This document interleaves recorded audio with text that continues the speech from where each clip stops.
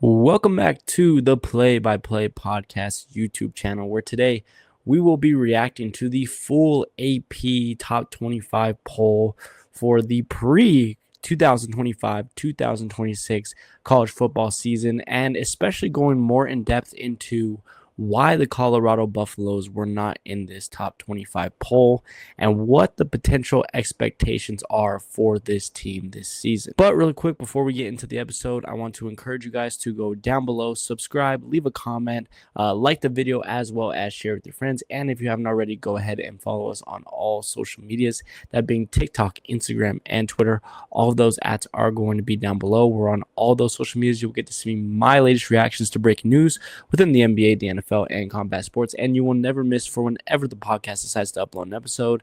And without further ado, guys, let's not waste any more time. Let's get into it. Okay, so here is the 2025-2026 preseason AP top 25 poll. This link will be down in the description if you want to look through all this. Basically, just going to look through the top 25, see who's ranked here, and really just give my thoughts on pretty much each and every single one of these teams through and throughout. And I want to caution this before we start this episode. I am by no means a college football expert. In fact, I would pretty much call myself a casual. I don't watch a lot of college football from time to time. Last year was really my first time like fully getting into things, into the season, and watching the full playoffs for the first time in my life. The only really time that I really pay big time attention to college football is because middle season to late of the NFL season, I tend to start, scouting and looking at a lot of the the big time college prospects that are coming up for the draft and doing my mock drafts.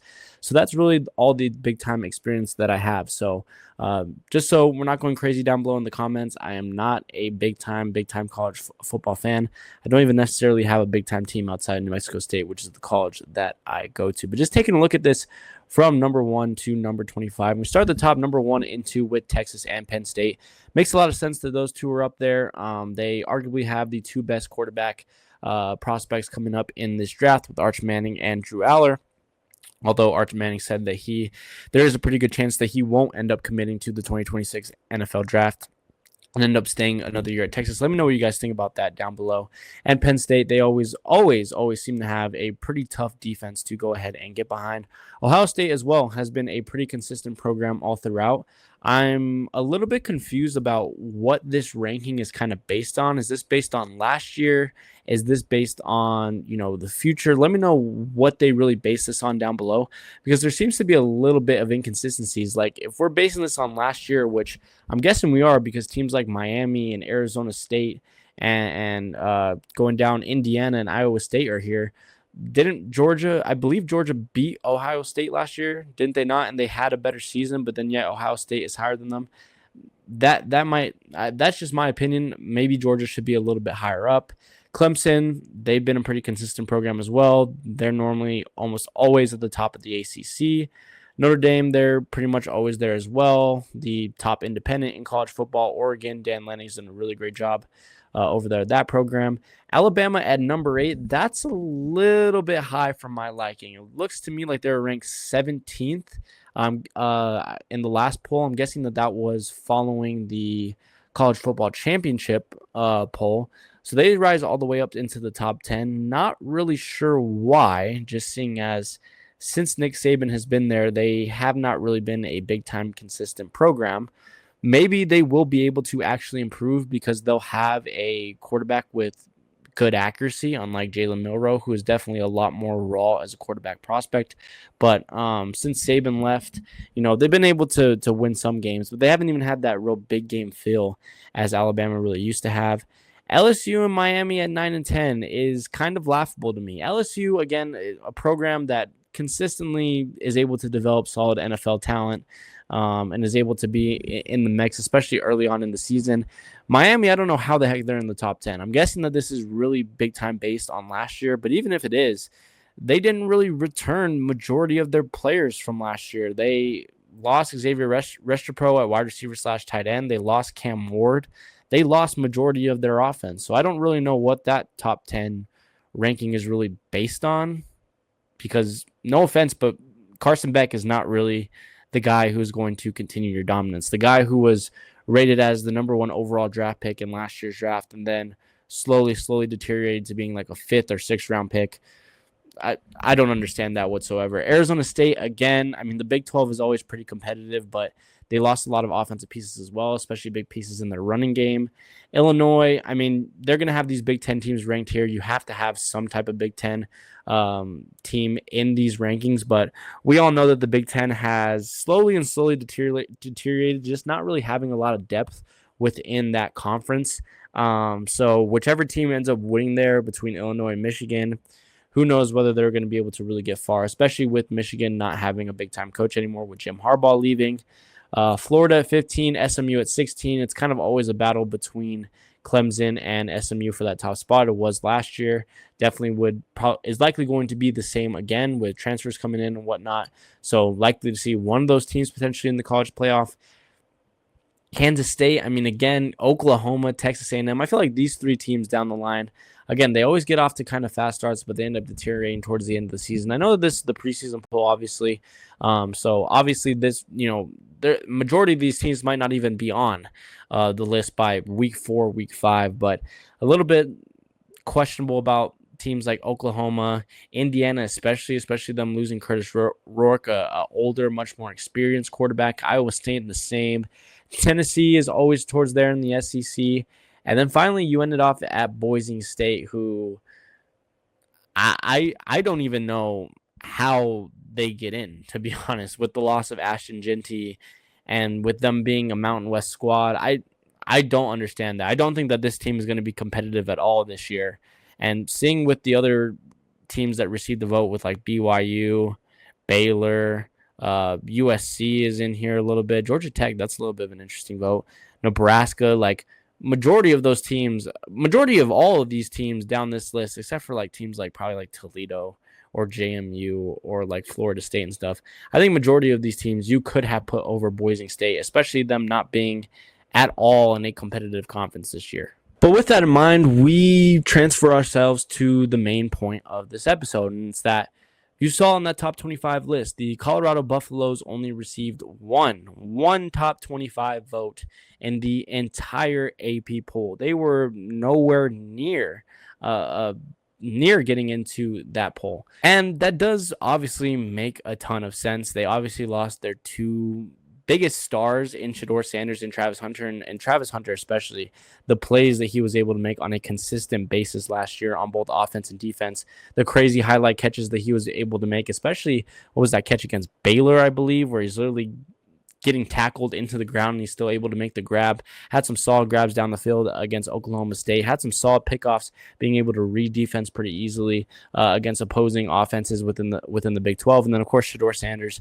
one of the most accurate day one ready quarterbacks, as we talked about in last episode, that was coming out of last year's draft, and a first-round talent guy. So obviously, and especially, with other pieces like Jimmy Horn Jr. and whatnot within their offense, it is definitely a big-time reset for that offense. And it's going to be Coach Prime's first time coaching without those two stars and them being able to lead the team. What does surprise me a little bit is that this Colorado team still has some pretty solid talent on their side, especially at the quarterback position. That is really the big-time highlight, and what people are really wondering about this 2026 Buffaloes team is who is going to get the start. And I think it's the most interesting because it's really going to shape how this season really goes for the Buffs.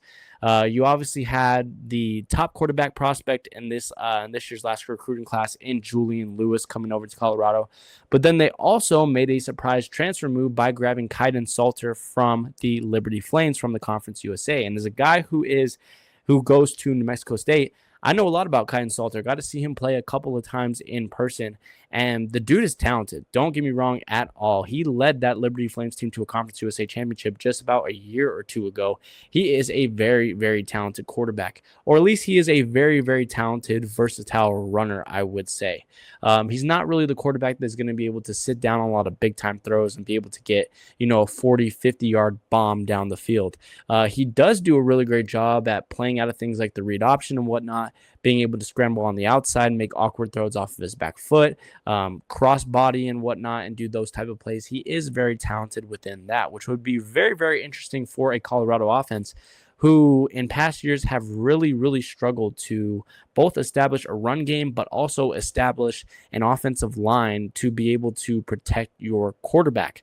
Now they were able to retain Jordan Seaton, the top offensive lineman prospect from 2 years ago. So he will be coming in as a sophomore, which is big time for that right tackle job that they had him at. And I think that he will be much better than he was last year, as he was kind of trying to get up to speed to the college level and being able to really pick his spots with his shoves. And then they also got two big time transfers on the left side of the offensive line and on the interior offensive guard spot. I have their names right here. It is Larry Johnson III from Tennessee. And then they also were able to nab, where is he at? I have the roster right in front of me. Xylon Chrysler as well, who is a graduate guard. So 3 out of the 5 offensive linemen right there, definitely in a solid spot to be able to improve their run game and be able to improve a run game that is based behind Salter. But is that something that Deion Sanders is really going to be able to do consistently? If they go with Julian Lewis, it is going to be much more of a definitive, very traditional offense, right? Lewis can sit down on throws. He is very accurate at times and is more of a pocket passer than that of Kaiden Salter. The question is him being a freshman, when you're trying to compete, is that the best way to go, right? Salter might not be the pure passer that Lewis really is, but he does have much more experience. He's played in conference championship games, in bowl games and whatnot. He's been in spots to be able to succeed. Lewis doesn't have any of that type of experience. And another big time question for the Buffs, if they do end up going with Lewis, is can they put together the same passing game that they had last year? Because really the only big time returner at the wide receiver position is Amarion Miller Jr., who had some really great highlights, was really a guy who was able to come in and really lift the offense when they couldn't really get anything going. I remember they had that Kansas game, I believe, when the offense was a little bit stagnant. He was able to come in and make some plays at times. The Nebraska game as well. So he was kind of a lifter. He's now going to be looked at as their X wide receiver, so their number one wide receiver on the field. Is he going to be able to carry that passing game within it? And who else is going to really be able to step up for the Buffs? So if you go with Lewis, can you make a consistent passing game? And again, can you protect him from being hit as much as Shedeur got hit these past 2 seasons? Outside of that, I mean, there isn't really too much more to discuss with them because they do have a lot of returners coming back to their team. A couple of key additions, like they did get a starting safety in Tawfiq Bayard from the transfer portal and whatnot, so he will come in and plug in at the starting strong safety role. No doubt, in my opinion, that this defense is going to continue to improve. It was probably their biggest hole outside of offensive line the first time that Deion Sanders came to Colorado, and then last year, while they weren't great at times and they were still able to give up big scoring games, I definitely think that they became a lot more consistent, especially that pass rush. That pass rush that first year gave nearly no pressure for the Buffs. And in this second year, we saw a huge jump in them being able to consistently get pressure on the quarterback, which helps out that defense so much more. But again, you're not going to have your leader on the field in Travis Hunter. You're not going to have your playmaker in Travis Hunter. So you're going to have to find other players on this team to be able to go out and make big-time plays defensively and be able to force turnovers. But no question in my mind that guys like Warren Sapp are going to be able to feed these boys in the trenches and be able to get them out there and put pressure on the quarterback. The question is it going to be enough? But in the Big 12, they did show last year that they were able to compete.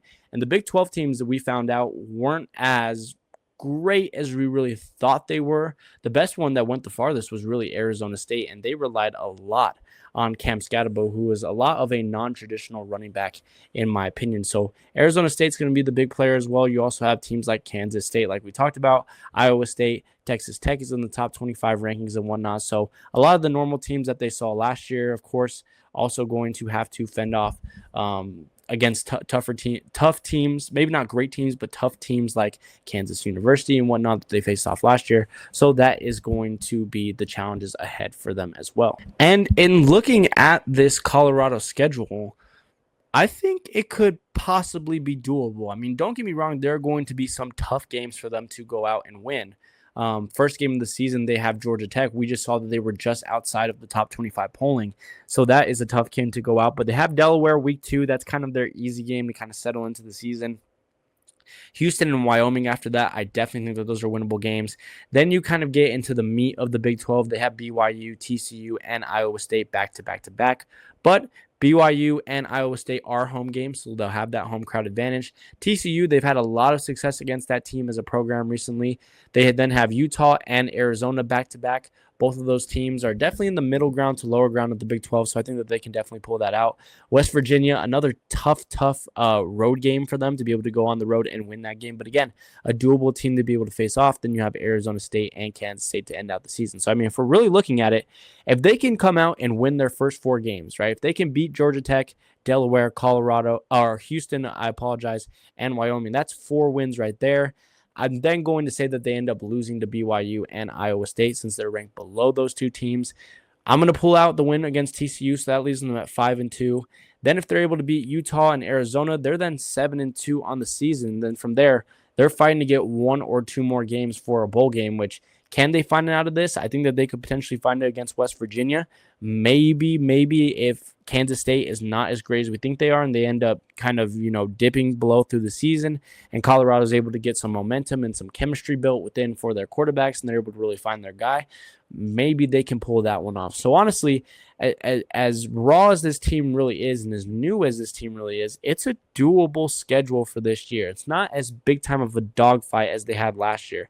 I think that the start to the season with Georgia Tech week 1 is definitely going to be a lot more difficult than facing off against FCS school in South Dakota State. But then Delaware, Houston, Wyoming, those are winnable games. So really your only big time games that you're looking at that are going to be really tough, I would say, would be BYU, Iowa State, Arizona State, possibly West Virginia on the road, and then also Kansas State right there. But other than that, Arizona, Utah, TCU, Wyoming, Delaware, GT, Houston, those should all be winnable games over there. So there's no doubt in my mind that Colorado could potentially become a ranked team throughout the middle of the season. But overall, let me know what you guys think about this below. What do you think about the top 25 AP polling list? Do you think that that is accurate? Who do you think should have been higher? Who do you think should have been lower? Who do you think should have been included in the top 25 AP poll that wasn't included? Do you think that that Colorado should be a top 25 ranked team? Do you think that they will be a top 25 ranked team? And what is your prediction for their season? Who do you think is going to pull out the job to be their starting quarterback? I think that Caden Salter is going to end up getting the nod just with him being the much more experienced guy, which should show for a very interesting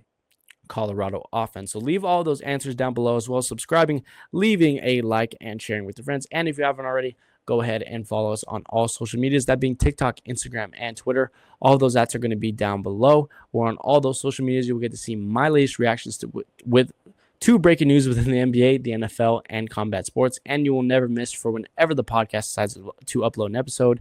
And without further ado, guys, that's all that I have for you guys today. I will see you guys on the next one. Take it easy. Peace.